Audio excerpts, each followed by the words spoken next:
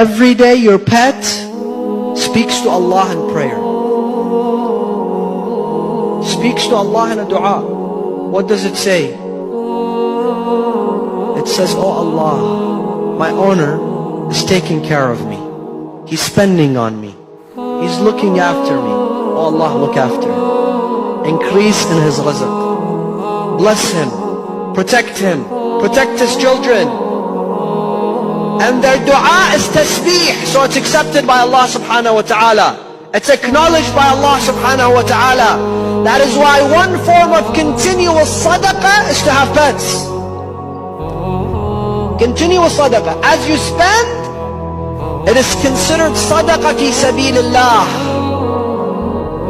In fact, we think, animals are not even important in the religion of Islam.